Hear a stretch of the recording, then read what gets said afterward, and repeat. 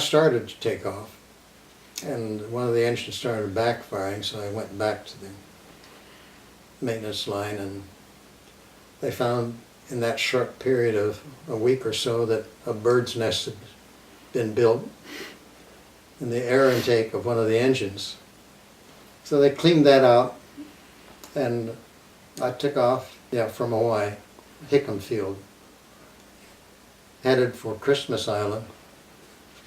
Indeed, I had a navigator from the Air Transport Command, since my bombardier was not a qualified celestial navigator. And he gave me an ETA for the Christmas. And when that ETA came up, there was no island in sight out there.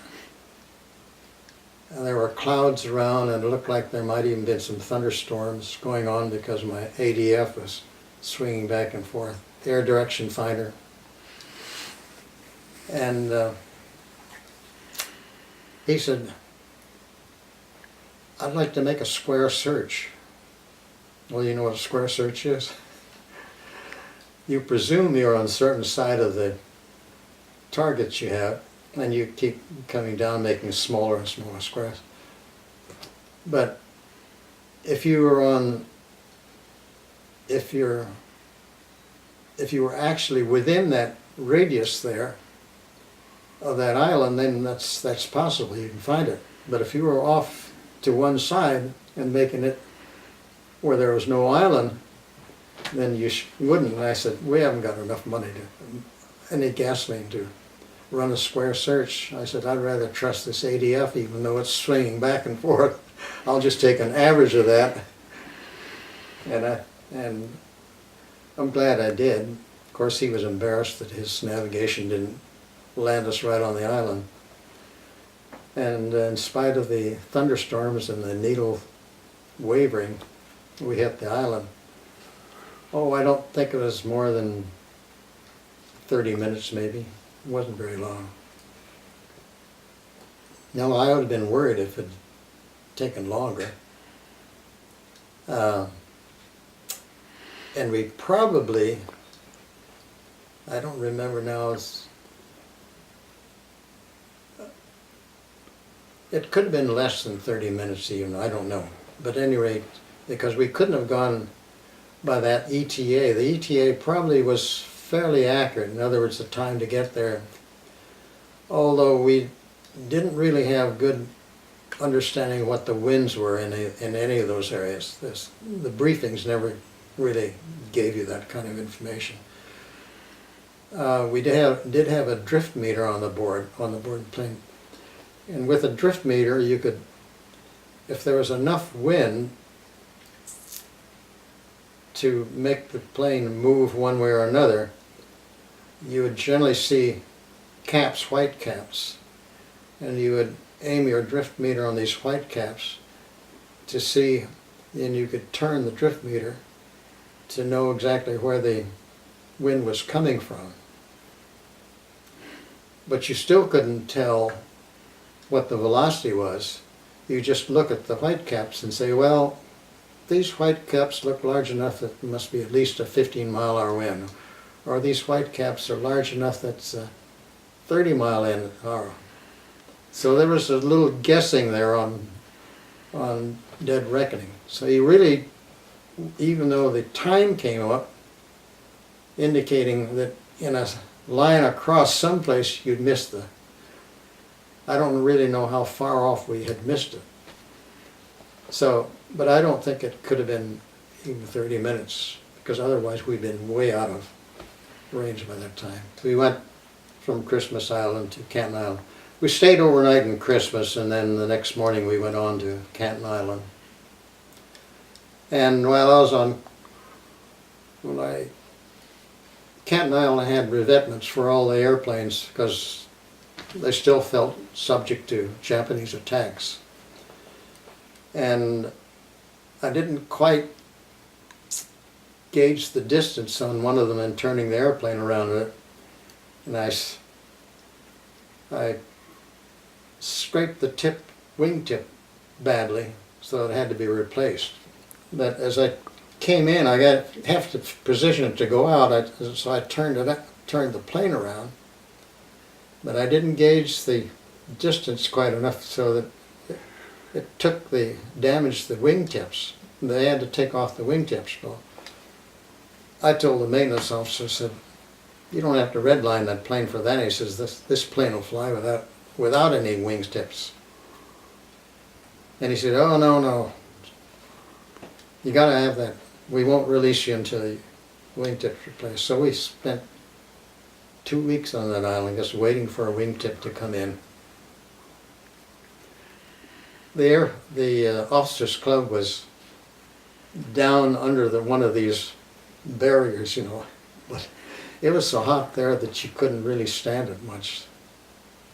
Well, they built it underground to avoid the outside heat. We did go out and swam. Of course, it was an island where the ocean all around us, and collected seashells. But I didn't spend much time in the officers' club. It wasn't so hot that you couldn't be out there outside, but I mean, if you had any particular activity like playing cards or whatever, or eating. And it was the summertime too. Well, let's see, it passed the equator anyway, or in the vicinity of the equator, I don't remember exactly. Then we took off then and went on to Nandi in the Fijis. And that's when I got the report that Cliff's plane had been lost. Well, you did develop a lot of friendships, obviously. Some of them a lot closer than others. But you knew the hazards of flying in those days. And of course you knew them for combat as well. So, I don't know what you'd say, except it didn't hound you. And I had no reason to feel that I couldn't handle the airplane. And I'd been through a thunderstorm, so I think I knew how to handle weather too. And I was sad to see him go, and actually when I came home, I communicated with his father and his sister. And one of the things that I regret is they both asked if they could visit me and talk with me or visit them. And for some reason, I never made that connection. But when another pilot was shot down, he was actually when I first went there, he was flight commander. In other words, he was in charge of a flight of 4 airplanes. And when I did come back, I did go see his mother. But in any event, as I've told people, I'm sure this was the same with just about everybody out there. You didn't think you were doing something brave. I mean, there wasn't a sense of bravery. It was more a sense that you had a team and you worked as a team and you didn't want to let anybody down, and this was your duty.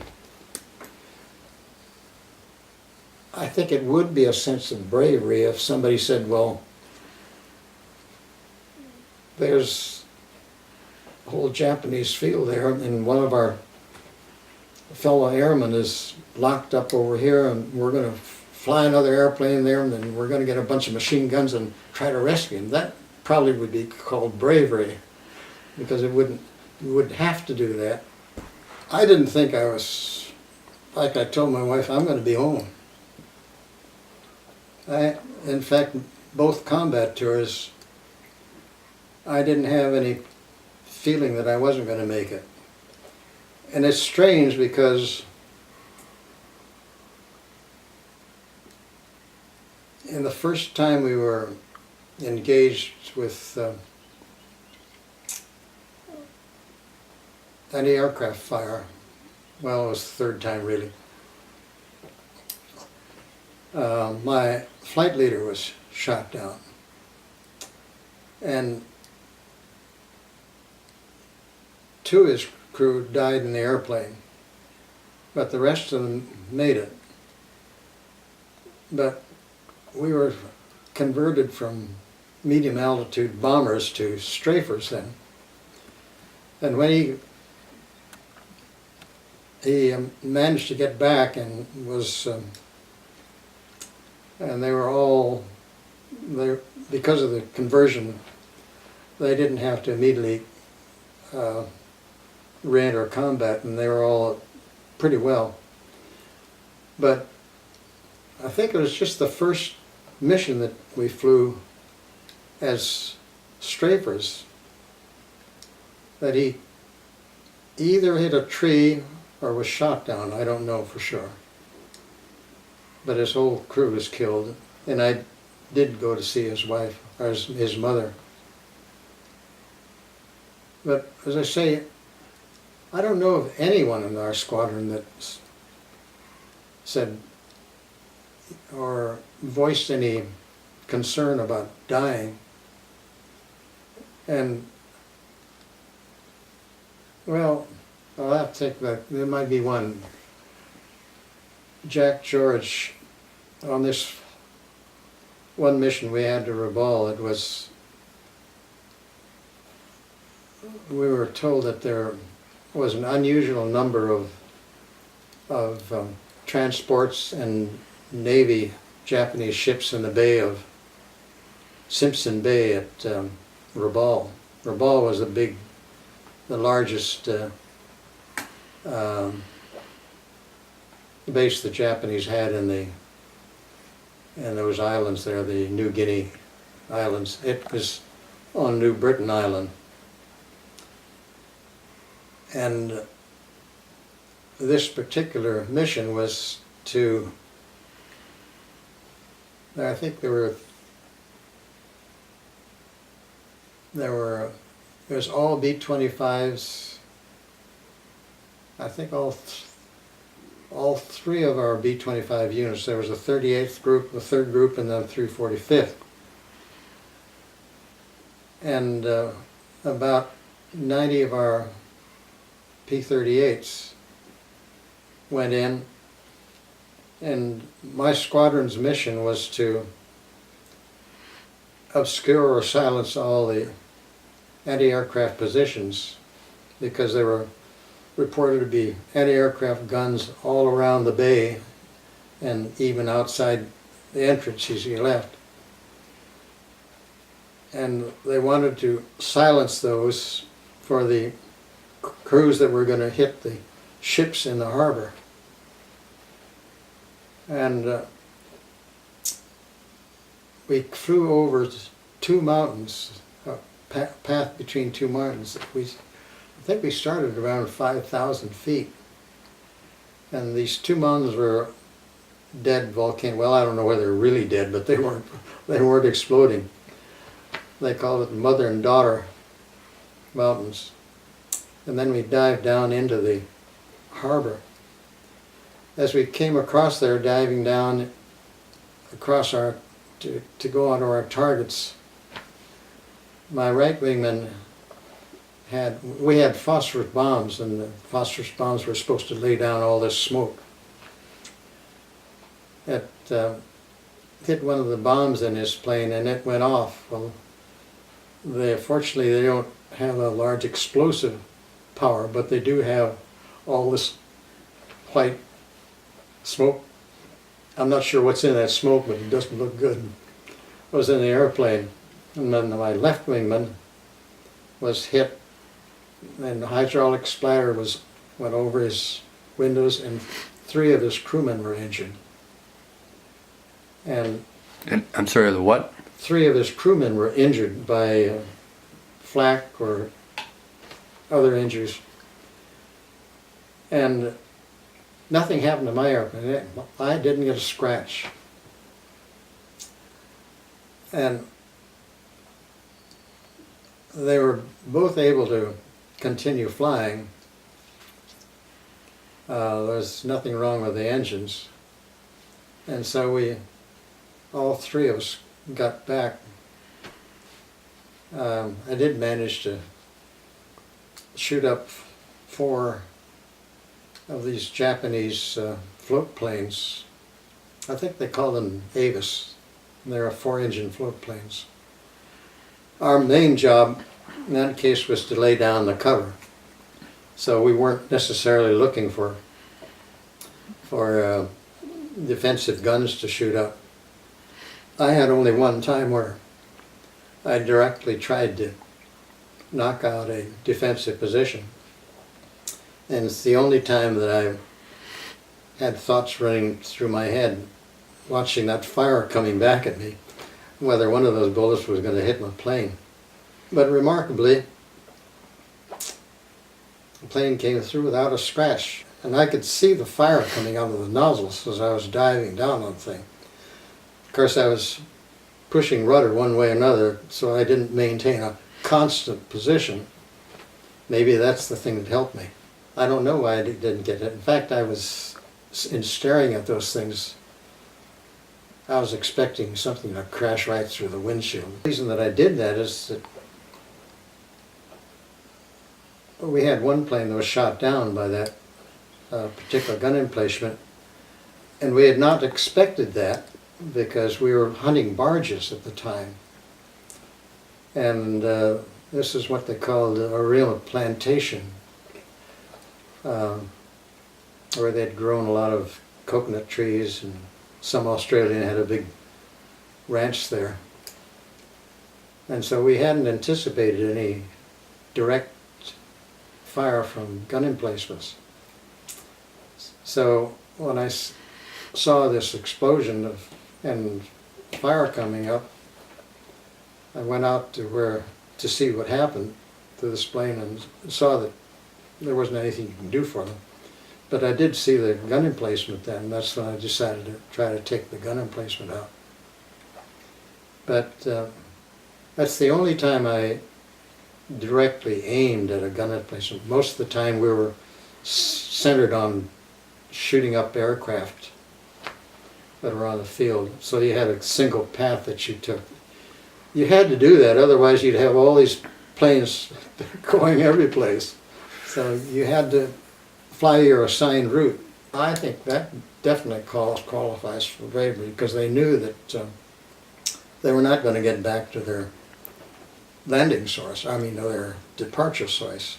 Well, I could see that because having flown that, I can see how you could have flown it, and you might have even been able to, no, I don't think you could have landed C-124. That's the 4-engine Globemaster. It's one of the last planes I flew. But I could land that within less than 2,000 feet. And that's a big airplane. But I had reverse on that, and you could stomp on the brake and throw it in reverse and could stop a big airplane like that. The blades reverse. I could land a B-25 probably within 1,500 feet if I made the slowest landings possible, as well as immediately stomped on the brakes. But the normal landing would be more like 3,000 feet. We were still flying medium altitude missions. In other words, this was either 8 or 12,000 feet somewhere. We normally never, in that plane, we never dropped any bombs from higher than 12,000 feet. But we had flown 2 missions before that. In the first mission we flew, the flak was down below us. The second mission we flew it again at the same altitude, and I don't know why they gave us the same altitude each time, because each time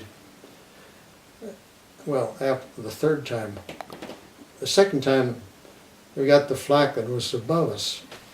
So the second time they assigned us this same altitude, we were saying to each other, these guys probably have us zeroed in. Why did they assign us that same altitude? And sure enough, we did get it. Uh, the lead plane, Alden Thompson, first got a hit. Well, I don't know whether it's first, but at any rate, almost simultaneously they got a hit in the left engine that knocked it out, so they had to feather it. And there's fragments went through the bombardier's compartment, and he had just finished dropping the bombs when he was hit in the head someplace, to where I was told by one of the survivors that his eye was actually out. But a fire had broken out in the navigator's compartment, and he was getting out there to help fight the fire in spite of his wound. And the co-pilot got out to try to help fight the fire, but then the second engine went out. And of course he was just on a glide path. The co-pilot went back to his seat for the landing. And presumably the rest of them got in some position where, for the crash, they landed about 10 miles from the target, because that target was very close to our own battle lines. And either from the wound, I'm suspecting most of it might have been his injury, or the crash itself that he didn't get out, so he went down the plane. The top turret gunner had lost both feet, or at least had damaged them to the extent that both were bleeding at the legs when the plane broke in two. And he didn't survive simply because there was no way to treat him. They didn't have anything to cut off the bleeding, and even if they had, it would have been almost impossible to go through those jungles as they were to be rescued. So he died in the water. The other crew members, 4 of them, managed to finally escape. They actually drifted finally, after about 6 hours in the water, into Japanese territory. But they managed to evade the Japanese and found an Aussie camp that was close by that kind of took care of them and got them back to base. One plant that was specific, or one mission, it was planned primarily to take out as much of the fighter air force as they had at Rabaul, which is again the key Japanese base in that area. And the plan was to have the heavies, I don't recall how many of the squadrons went, but they were to drop bombs on, there were 4 active fields that had fighters on them, and they were to drop bombs on 2 of those fields to damage them so that planes could not return to those fields. So any planes that were attacking would have to return to the 2 fields that were not bombed. In the meantime, the fighters were supposed to be there to help the bombers, primarily the B-24s, give protection to them. And the B-25s would then come in on the assumption that the fighters that had gone up to fight the B-24s would be back down on these other 2 fields. But we did have fighter, or were supposed to have fighter escort even then. They had briefed us on a front, solid front, probably no more than 100 miles from our target. I think it took us 6 hours normally to get to this target. And the briefers, the commanding officer that was in charge of this whole program, said that the fighters would not go through that front. They're not particularly trained for weather operation. So if they had to turn around, then that canceled the whole mission. And I heard them call in, saying they were returning to base. I heard the bombers call in. Of course, they were ahead of us, returning to base. But our CO that was leading our flight, I didn't hear a word from him. Of course, normally you have radio silence all the way to the target. But you weren't supposed to not have radio if somebody was trying to tell you that they weren't going to be there. And the whole formation plunged into this massive cloud layer. I lost sight of squadrons that were ahead of us and flights that were ahead of us. And I was afraid that I might hit turbulence, flight turbulence, which could very well let you lose control over your plane. So I dropped my plane down to about 50 feet off the water, where it was under the overcast, but it was raining heavily. In fact, it was raining so hard that I had to open the side winds to be able to see the water. And with my two wingmen, we stayed on the water until we passed out of the frontal. As we got out, I didn't see any other planes initially, but it wasn't too long before I saw planes, and our squadron did get together. The whole group never did get back together, but the squadrons seemed to have managed to get together. And when we got to the target, either the lead flight thought that there were some flights ahead that hadn't cleared the target yet, or he must have missed the turning point onto the target. At any rate, he missed the target, and he made a left-hand turn while we were getting flak from two other runways, two other fighter stations. And he had to make that turn real tight to avoid as much as he could the flak that was coming from these other fighter stations. And as you turn, the outside flight will drag normally because you have to have a lot more speed. But I had put on all the speed I needed to bring my flight around. And the bottom flight, of course, is slower, so they would retard speed, and assuming that the lead flight would stay at the same speed, we should have rolled out then and been in line for a 9-ship formation across to sweep the field, which is normally what we did. But as it happened, the lead flight commander, realizing that there was a possibility my flight was not hanging in there, he didn't apply the normal power as we came into the target, which was to go to MEGO power, and we'd go as much as 300 miles an hour across the target. So it inverted the fight, the whole squadron. My flight was first over, and the number 3 flight was the second over, and the main flight, number 1 flight, which is the flight lead, the squadron leader at that time, was in the tail end.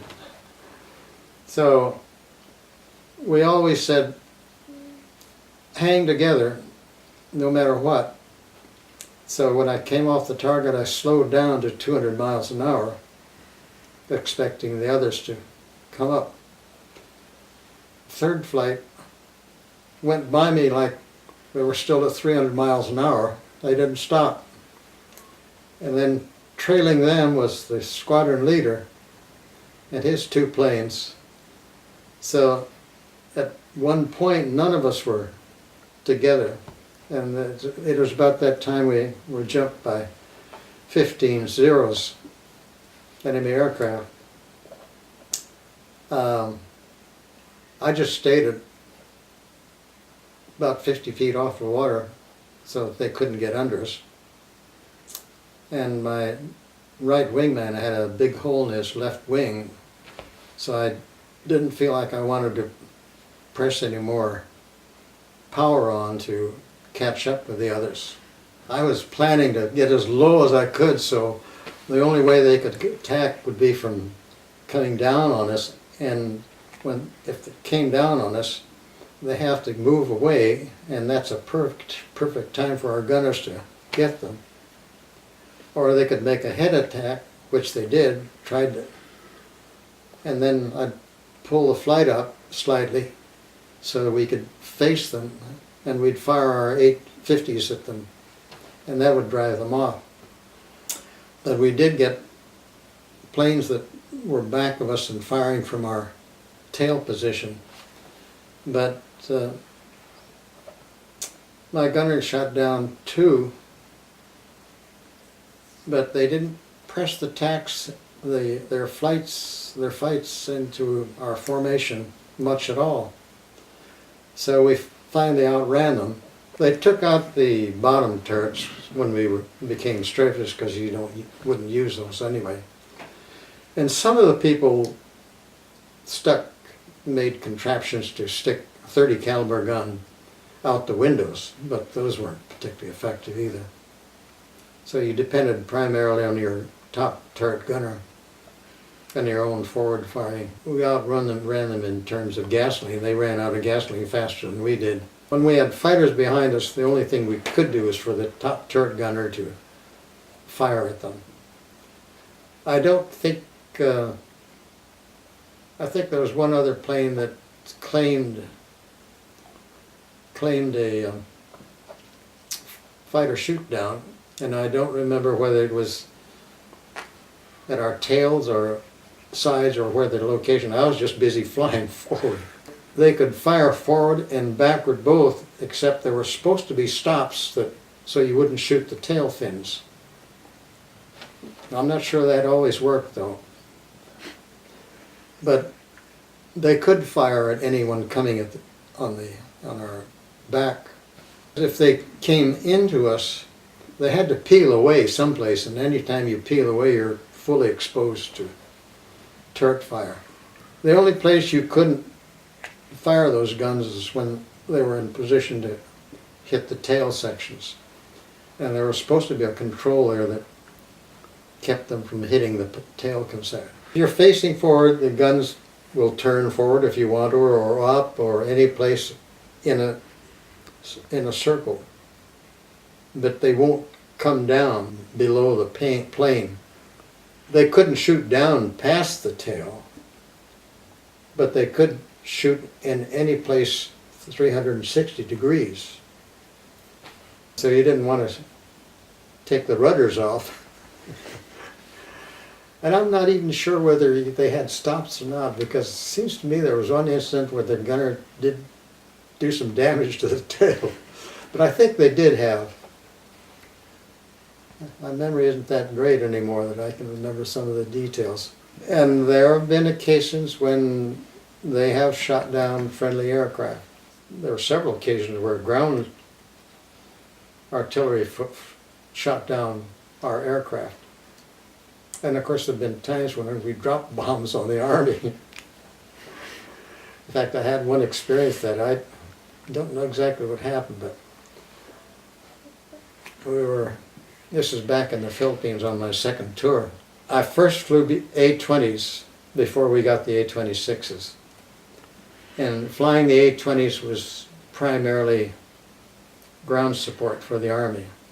They would shoot a smoke shell into the area that they wanted us to bomb, where the Japanese were sheltered. And then we would go in and drop bombs on that particular point. In this one instance, of course the pilot does everything. There's nobody else in it. It's a single pilot airplane. And obviously you have to open the bomb doors before you can drop the bombs. And I still don't remember why it should have dropped at that time, but at any rate, I got this sudden call from ground control saying, "You're bombing our troops, you're bombing our troops." Of course, I was really taken aback, I don't know. But it's possible that I might have had my finger on, because there was a button on each side, open the doors and drop the bombs. And in my concentration on the target, I might have been pressing a little hard on the bomb instead of, I was already opening the bomb doors. But at any rate, apparently there was no consequences for that, because I didn't hear anything else from it. So they probably had a bomb drop close to them enough they were a bit frightened. I had finished my missions, but my bombardier had been moved to another. When they put the guns in there, of course there's no space for a bombardier anymore. So he was without a job. And I think they loaned him out to the heavies for a while. And I'm not sure why it was, but he came back to the squadron. But he was short his 50 missions. So he asked me whether I'd fly another 5 missions with him so he could come home about the same time. So we flew another 5 missions. And those missions were primarily to Admiralty Islands. I think I flew 3 missions there, and there was something. At any rate, one of the first missions there, we flew in flights, and a flight ahead of us, and I still don't remember who it was, the lead plane got hit and burst into flames and went down. I was telling myself, why the heck did I volunteer fly 5 more missions when I'm could have gone home with 50?